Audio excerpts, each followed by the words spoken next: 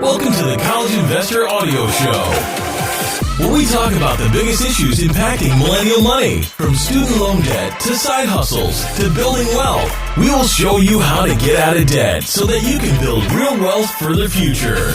Welcome to the show today. We are so glad you are here and joining us as we break down 3 caps of investing in compound interest accounts to help you build wealth. So much fun. Okay. Fact or cap is another way of saying fact or fiction, and it's also a phrase that's commonly used on TikTok.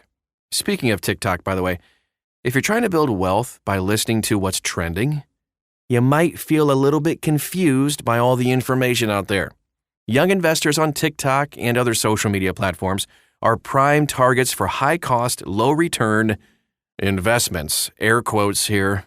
Perhaps you're tempted to go all in on meme stocks or maybe just some kind of secure compound interest account.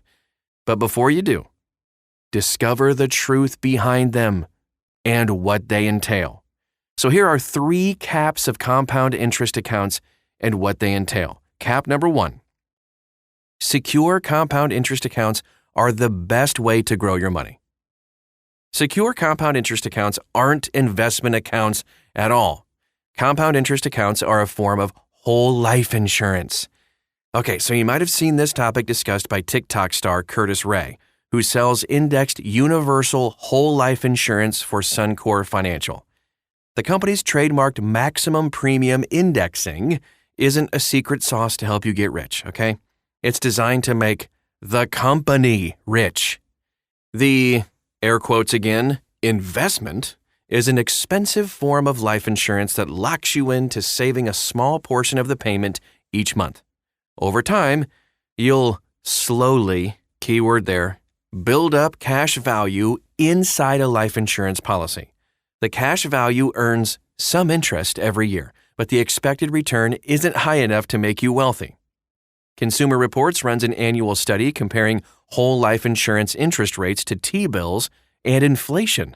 In general, inflation grows at a faster rate than the guaranteed cash value in a whole life insurance policy. That means you're guaranteed to lose buying power over time. What a great investment. Whole life insurance policies also offer a potential cash value that could grow slightly faster than inflation over the long run. However, the growth potential is no match for a well-balanced investment portfolio. So in general, the potential cash value grows at a rate of 3.5%, whereas well-balanced portfolios can expect returns ranging from 7 to 10% over the long haul. Moving on to cap number 2, compound interest is better than compound growth. Some financial investments can earn compound interest and others don't. In general, financial investments benefit from an effect known as compounding. Compounding is a phenomenon where your initial investment grows by a certain rate during the first period of investment. During the next period, the growth applies to both the initial investment and the growth from the previous period. This results in an astounding exponential growth curve. Author Naved Abdali explains, compounding has a snowball effect. It's just a tiny ball of snow at the very start, but it can turn into an avalanche over time. The words compound interest and compound growth are often used interchangeably. However, this is important, compound interest is a type of growth that only applies to certain investments. Investments that earn interest such as CDs, I-bonds, and high-yield savings accounts all earn interest at a set rate each year. The yield on these accounts, also known as the interest rate, compounds over time. Okay, let's take a look at an example of compound interest you know about, a CD or certificate of deposit. This is very simple. Let's say you invest $1,000 in a 2-year CD at 4%. During the first year, you will earn $40. Technically a tiny bit more because interest is paid monthly, but it's kind of a simple example here. The next year, you will earn $41.60 because the original $1,000 earned 4%. On top of that, the $40 of interest you earned during the first year earned 4% as well. Now let's take a look at some types of investments that don't earn compound interest. A lot of investment classes like stocks, ETFs, and real estate, and even some alternatives don't benefit from compound interest. Instead, these investments grow in value through dividends, rental income, or growth in the underlying asset value. If you continue to hold these investments, and especially when you reinvest the income earned from the investments, you're going to start to see compounding growth. Most of the time, stocks, ETFs, real estate, and alternatives are more volatile than interest-bearing investments. However, they also tend to have higher overall rates of return.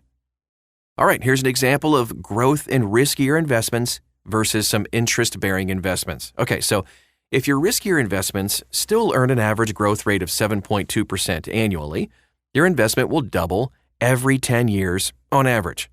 After 40 years, a $10,000 investment becomes $161,000. Phew! By contrast, an interest-bearing investment tends to have a lower rate of return. If the cash value in your life insurance policy earns 3.5% per year, your $10,000 investment will be worth just under $40,000 after 40 years. Not very good. Interest-bearing accounts are still an important part of your portfolio, though, so we regularly recommend using CD ladders for midterm savings goals. These conservative tools can help you earn returns as you save for a down payment or even a wedding, or to fund maybe a career gap. You might decide to use I-bonds for your emergency fund. You certainly wouldn't want an emergency fund locked up in real estate or subject to the whims of the stock market.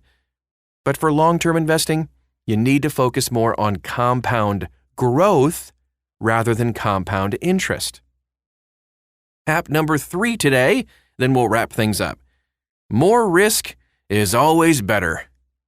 Investments that are advertised as no risk rarely see high returns over time, but that doesn't mean that more risk is always better. You want the risks you take to be offset by the returns you earn. I hope that makes sense. I'll say that again. You want the risks you take to be offset by the returns you earn. A blend of low-risk investments like bonds and CDs, high-risk investments like real estate, stocks, ETFs, and some exposure to ultra-high-risk investments like crypto and some alternatives is suitable for most young investors with a long time to save. All right, here are some final thoughts. Remember, there's no fast way to wealth. There just isn't. Unless you're on a game show or you win the lottery, but you know what I mean. The best ways to invest and create more security for your future involve time and due diligence. Create a balanced portfolio with a mix of different types of accounts that can yield compound interest and steady growth. If you're new to investing, by the way, you can check out our free Investing 101 course. It explains investing basics so you can tell the difference between a real investment and an overhyped product on TikTok. You can find that at thecollegeinvestor.com, as well as a plethora of other knowledge and resources for you. Again, it's thecollegeinvestor.com. If you want to connect with us, we are all over social media. We would love to get to know you. You can find us, just search for The College Investor wherever you are. Thanks again for stopping by today, and we'll talk to you again real soon.